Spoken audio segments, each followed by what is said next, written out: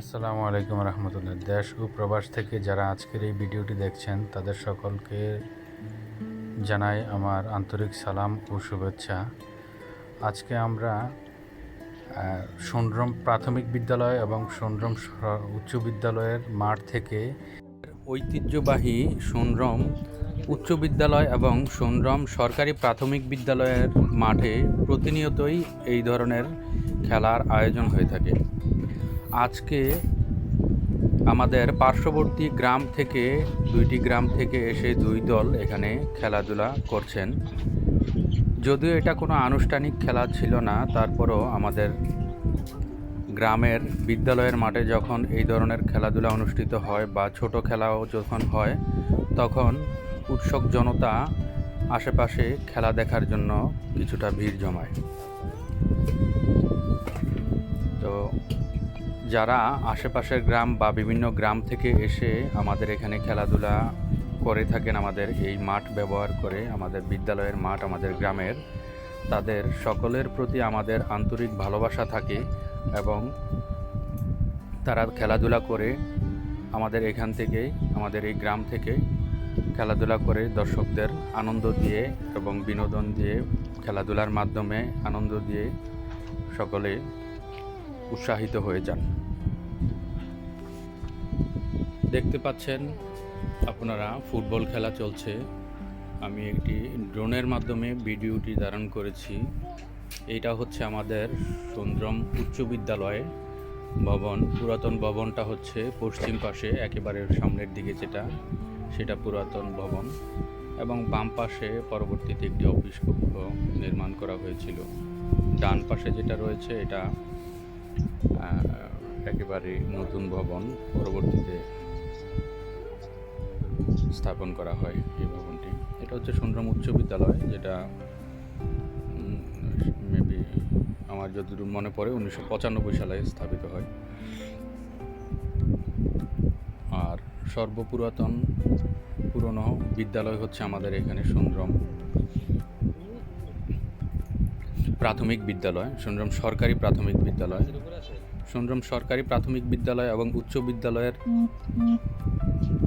মধ্যে দিয়ে এইদিকে মূলত একটি সুনরম প্রাথমিক বিদ্যালয় ঘেঁষা, একদম মাঠ ঘেঁষানো একটি রাস্তা ছিল পূর্বে, যেহেতু পরবর্তীতে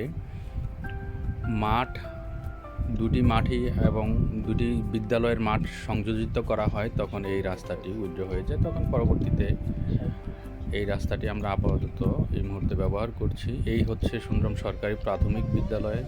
সুনরম সরকারি প্রাথমিক বিদ্যালয়ে আমার জানা মতে, আমার যখন জ্ঞান বুঝ হয়েছিল তখনই আমি দেখেছি যে এখানে পূর্ব পাশে ছিল ছোট্ট একটি ঘর ছিল, টিনের ঘর, এবং বাম পাশে যেটা উত্তর পাশে ছিল একটি লম্বা ঘর ছিল, লম্বা আধা পাকা ঘর ছিল। এখানে অনেক পুরানো আমাদের যে টিচাররা ছিল তারা আমাদেরকে পাঠদান করতো। হয়তো আজ তারা অনেকেই নেই, হয়তো দু একজন থাকতে পারে, অনেকেই নেই। আমাদের যেই প্রবীণ টিচাররা, মালেক স্যার, মনসুর স্যার সম্ভবত আছে, মালেক স্যার নেই, ওয়াদুদ স্যার, শহীদ স্যার, ফরিদুল ইসলাম স্যার, যাকে আমরা হুজুর স্যার বলতাম, উনি আমাদেরকে অনেক শাসনের মাধ্যমে অনেক শিক্ষা দিয়েছিলেন। নামাজ পড়ার জন্য, বেয়াদবি থেকে দূরে থাকার জন্য, মানুষকে সম্মান করার জন্য। এখনকার জেনারেশন জানি না এই ধরনের শিক্ষা পায় কিনা। আর শাসন, শিক্ষা, ভালোবাসা সব কিছুই আমরা আমাদের যেই প্রবীণ টিচাররা ছিল তাদের কাছ থেকে পেয়েছি।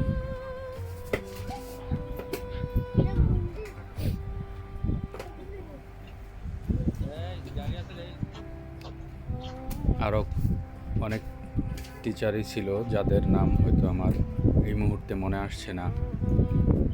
সরকারি প্রাথমিক বিদ্যালয় এবং মাধ্যমিক বিদ্যালয়ের মাঠটি একত্রিত হওয়ার কারণে এখানে অনেক বড় একটি খেলার মাঠ হয়েছে, যে খেলার মাঠে প্রতিনিয়তই সাপ্তাহিক বন্ধের দিন কলেজ স্কুল বা শিক্ষা প্রতিষ্ঠান বন্ধের সময় তারা খেলাধুলা করতে আসে এই মাঠে। শুধু তারাই যে খেলাধুলা করে তা নয়, বড় ধরনের কোনো টুর্নামেন্ট অথবা কাপ যখন পরিচালনা করা হয় তখনও আমাদের এই বিদ্যালয়ের মাঠেই বড় কোনো খেলার আয়োজন করা হয়ে থাকে। ধন্যবাদ সবাইকে। যদিও আমি ভয়েস দিয়ে কোনো ভিডিও তেমন করি না, আপনারা চাইলে আমাদের চ্যানেলটি সাবস্ক্রাইব করতে পারেন।